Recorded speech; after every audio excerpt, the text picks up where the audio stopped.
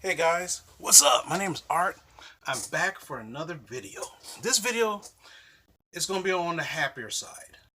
Um, Today, before I get started, I just got back from the urologist. I've been having some problems, like most guys do. Not in that category. Well, kind of that category too, but that's not the main. That's just a secondary part. But the thing is that the idea is that men usually don't get checked out or anything like that, but you got to.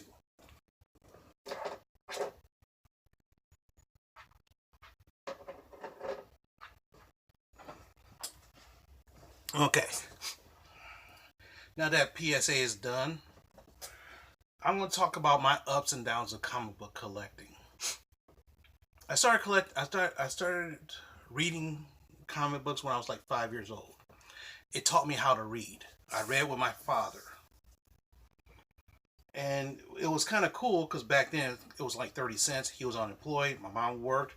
She made enough money to pay for rent and all, get food on the table and everything else. It wasn't the best life, but it was a good life. Let's put it this way.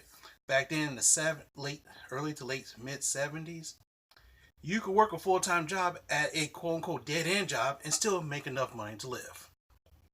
Okay, and support my habit of comic books. So every week, we went up to the store and bought some comic books I liked, and we went home and read them. Then I started reading. But I've been reading them on and off for like the past 30 some years. When I was when I was in high school, I started reading a little bit more. I switched from superheroes to like G.I. Joe. And back again. And all sorts of stuff. Now, here's the thing. Some people look up and say, hey, you know what? What kind of comic is more important for you? You know, what is important? You know, buying the actual comics, trade paperbacks. What about, selling the comics or buying comics or whatnot? What's all that about? Well, the problem is, the answer was simple and complex at the same time.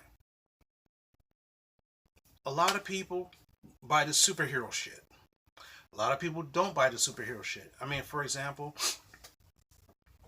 the show The Walking Dead started off as a comic book. It's hilarious and funny. I remember 10 something years ago, 10, 15 something years ago, when I saw that comic book, I said, I'll pass on that shit. Then, big hot TV show, and that number one soared so high. If you own it, it's gold, so to speak.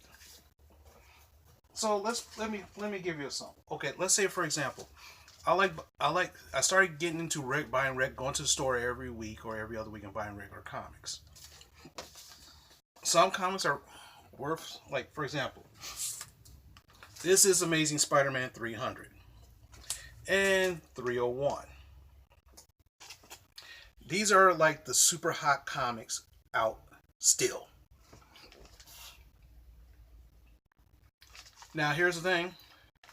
300. These are replacements. The original ones got destroyed in a flood years ago. So about 20 some years ago, I bought this one for 36 bucks.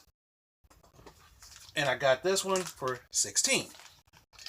Now, on average, both of these goes for, the better the condition, $3,000.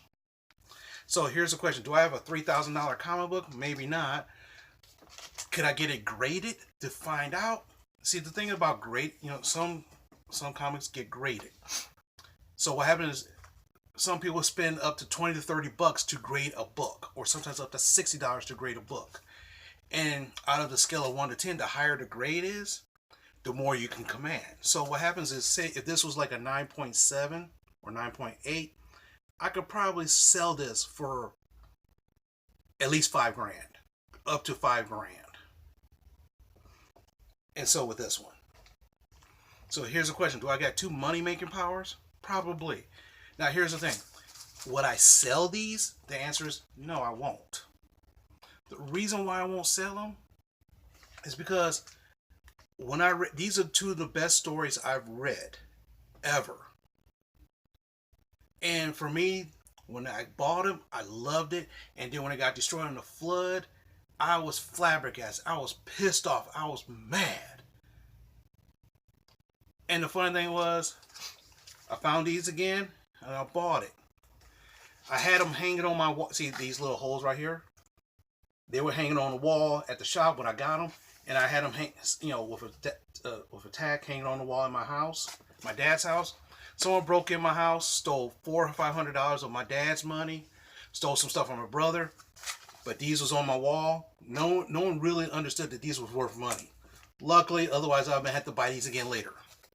But anyway, would I ever sell these? The answer is no. I mean, even if I was in a pinch where like, oh, I still wouldn't sell these because to me this is nostalgia. This is every time I pick this up, I say, oh, I remember the day when I bought this. Can't remember the place where I bought it, but I do remember the day I bought it, ish.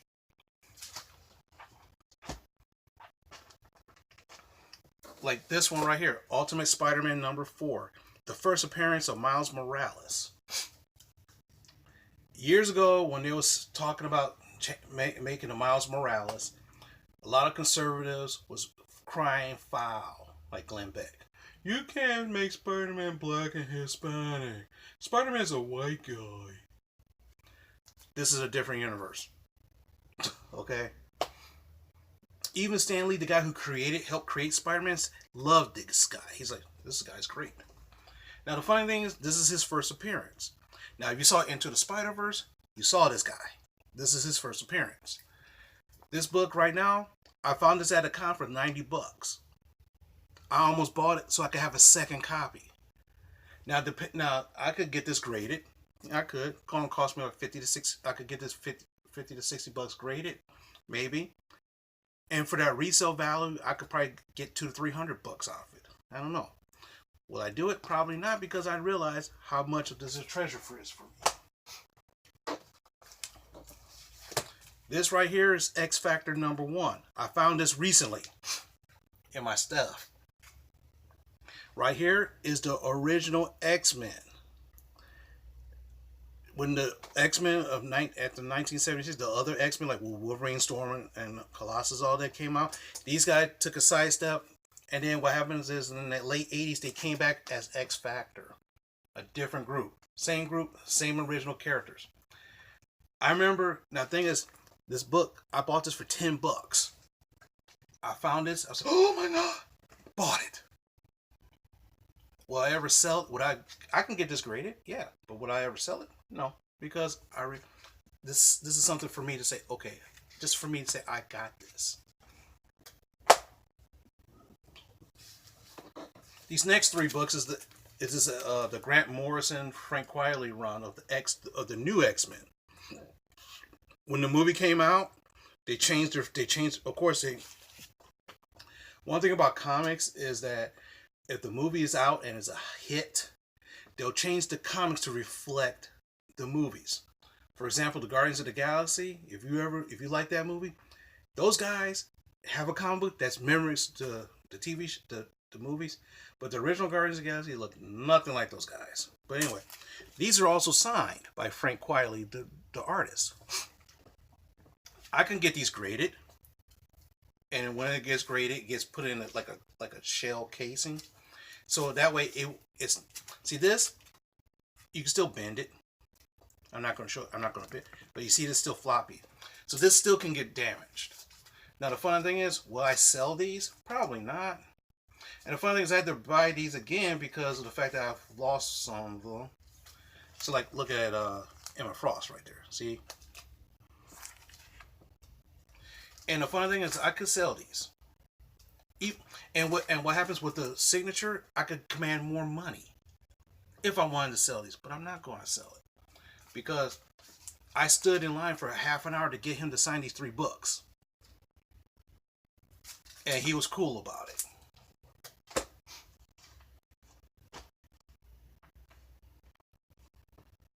So I mean, I love sometimes hunting for comic books like that's worth money. I found one of my X-Men recently from way back in the day. I bought it for 15 bucks somehow. I don't remember buying it again, but I remember reading it when I was a kid.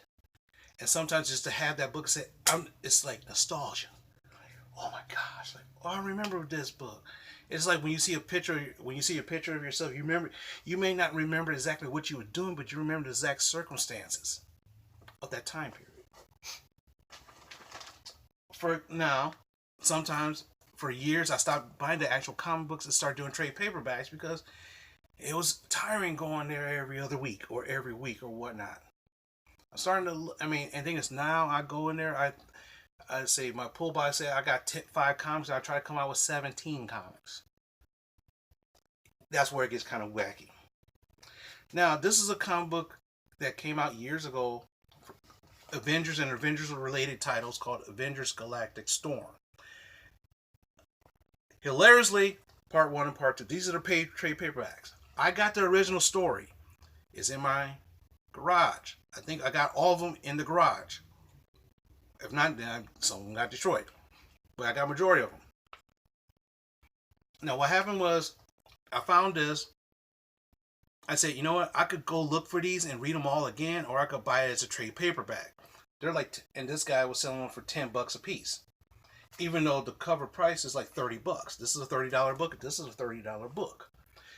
So for 60 bucks, I could have got all this, or maybe I could spend up to 60 to 80 bucks to grab all the actual comics, and it'd probably take me months to find them. Or I buy the 2 trade paperbacks right here for less than 30 bucks because I got them on sale. And I can read the whole story. And what happened is I collect more of these than those. One story I've been I mentioned recently is a 5-issue story called The Identity Disc. A whole bunch of these villains teaming up together to steal something. It's like Ocean's 11. It's like the premise of Ocean's 11. And the funny thing is, it's a very good story. It's a very well written story, and it's very good. You know, and the thing is, I got all of them. I got all 5 of them somewhere. But I bought this for like less than $15. Why? Because I didn't feel like looking through all my stuff. I didn't feel like looking through all my stuff to put them all together so I could read it. So I bought this. Okay? Not a problem. A lot of times when I go to conventions, I look for trade paperbacks because a lot of times they sell them for cheap. Sometimes you get 5 for 20 bucks, 4 for 20 bucks. All right. I'm like, oh, cool. That's awesome.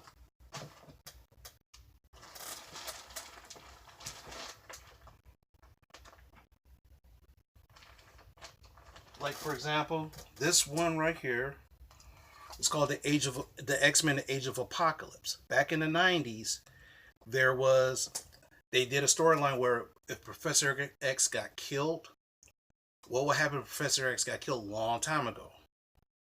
And what happened to humanity shifted, mutants shifted, and it became the Age of Apocalypse. As you see now, what happened is you see the major X-Men, there's Blink, there's a morph guy in there somewhere. And all the X-Men that you knew are slightly different. More hardcore, more hard edge. And take a look at this bad boy. Wolverine with one arm got blown off. Classic. Now this right here is the complete epic. Okay. 1, 2, 3, 4, 5, 6, 8, 10, 12, 14, 15 parts. I have majority of all of these in my basement. I found them. I was going to buy them again. You know, for example, X-Men Alpha, Age of Apocalypse The Chosen, Generation Next, #1, Astonishing X-Men #1, Excalibur, #1, that's led by Nightcrawler, Gambit and Externals, led by Gambit, Weapon X, which is Wolverine, Amazing X-Men and whatever, XFactor and all this other stuff. Now, what happened is, when I saw this, I said, I thought I lost this whole, I thought I lost an individual comic. So I was like, well, I could try to look for all of them again, or I can just buy this, or I could spend $30 and I got the whole story. So what happens is now imagine if I had to buy all those again. That'll probably cost me the $60 to $80 to get all that. Or the collected book right here, not a problem. Now what happened was I jumped on this late. And this book is called The Death of Wolverine. Now, mind you, they brought him back. He's alive again. So what happened? They decided to kill off Wolverine. I have not read this yet. I skimmed it. But what happened was that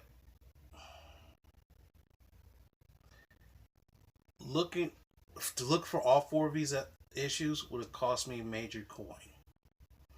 Or I could spend $20 and get the whole story.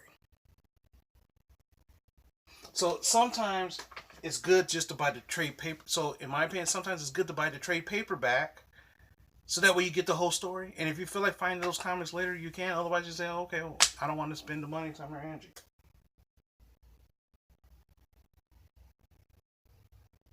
Now here's the major shebang right here. Now what happened is, back in the 80s, the Avengers, and they wanted to team up. They wanted to have a some kind of versus team up. So they had the Avengers versus X-Men. It was a 4-part story. It was basically about the trial of Magneto. Okay, and which, whatever. I barely remember most of it, but so what happened about 5 or 6 years ago? They did they call it Avengers versus X-Men, or called A versus X. Now the fun thing is, I wanted to get this whole storyline. It's 13 issues. 13 issues. And the problem was to find all 13 issues. I tried to look for it. I found some of them, and I found some, and some people wanted $20 a book, which would have been like over $200. And I was like, I'm not spending $200 just for this story. When this is $35 gave me this. So what happened was, obviously I bought it for 30 some bucks. Have I read it yet? No, I haven't. I got 30 other books in line before I can read this. Okay? Now the funny thing about it, this was in my house. Funny thing, I just found this again today. I said, oh, I bought this? Really? I totally forgot I bought this. Now, I went to a comic book store, and guess what I found? A versus X, the whole 12 issues, 13 issues. And they were selling it for $20. This place was selling the whole storyline for $20. So I was like, so this is a bundle. And what happens, this place, they sell a lot of comics in bundles. And so that way you can get a whole bunch of, a good run for a good $20 to $30. I was like, shoot. If I had found this year, like last year, if I didn't buy this, I would have definitely found this and I got the whole thing. But it's kind of cool. I don't have to break this open and read it because I got this. So that's a good thing about it. It sucks that I bought it twice, but it's a good thing I don't have to actually break this open and actually read it. Okay? Will I sell this? The answer is no. Why? Because this is something I was looking for forever. I was looking for the actual comic books forever. So why would I sell it? Even if someone says, well, you got all this, you could, tell you to a friend of mine at my job, he buys and flips comics. He buys them, gets it graded, and he flips it. So, for example, if he had this book right here at the comic book show, he went the same day I did, but we missed each other. I went the whole weekend. He went like the Saturday, and I missed him. Now, say for example, he wanted to get it graded. He had to go to this one place to say, I'm about to go get this graded. Would you witness it?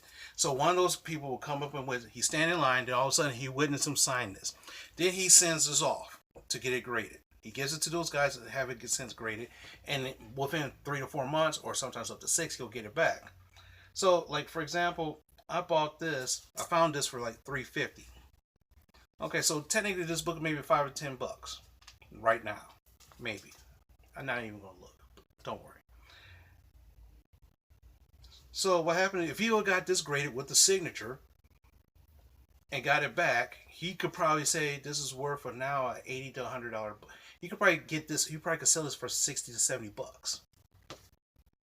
That's what he would probably have done. Me, I would have kept it because hey, it's Frank Riley. I like this artwork. I like this artwork. He sounds like a cool guy. Got his signature, and that was it. That's all I cared about. But that's the ups and downs of comic books stuff. You know, I love. Tell you the truth, one thing I hate is knowing that a certain artist will be at this comic book convention and I had to dig through 10 to 12, 15 boxes to see if I got anything of his. I make a list of what he did. I'll do some research to figure out what he did. Make a list and try to find all those. That's a pain in the butt. But the thing is, once I find it, like for example, the Daryl Banks ones, his Green Lanterns, I got signed from him. I'm like, oh man, it's on and popping.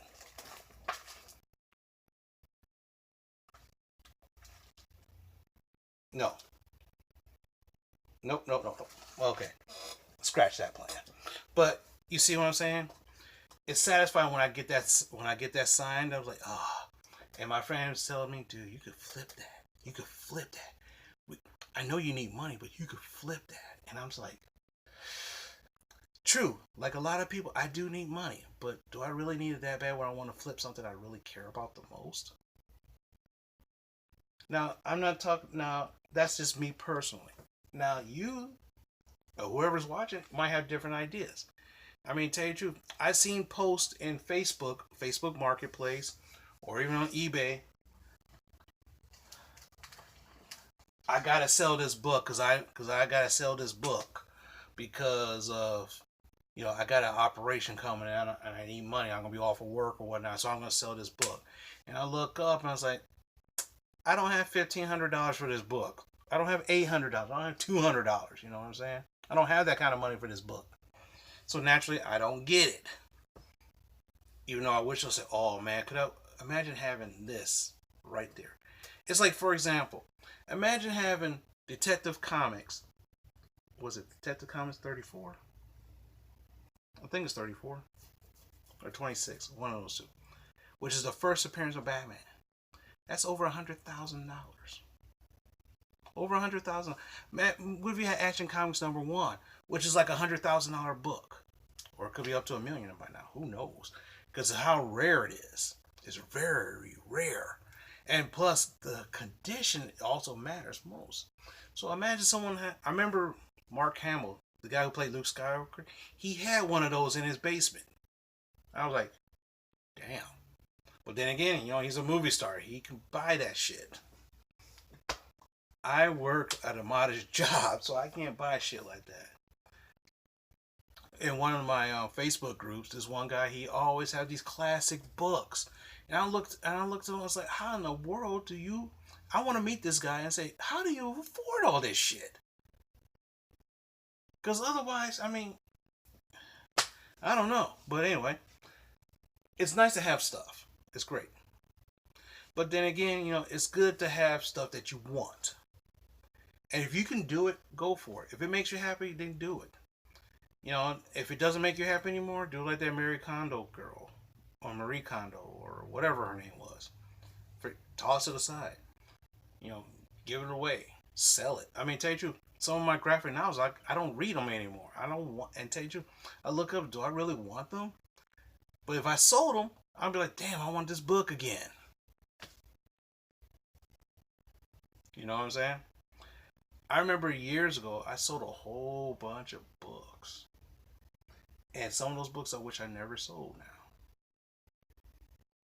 I sold it to get credit for to buy other books back in the day, like the late 80s, early 90s. Some of those books were worth money. Oh, my bad. But said it, forget it. Oh well. But that's my ups and downs of comic book collecting.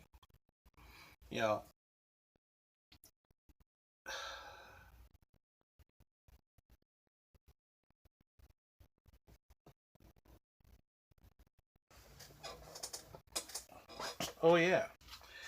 Hush. The fun thing is, some of the books I collected recently was part of the storyline. And I didn't realize it. I was like, really now? Oh man. Sucks. Oh well. But anyway, thanks for watching. If you like it, give it a like. You want to share it, share it.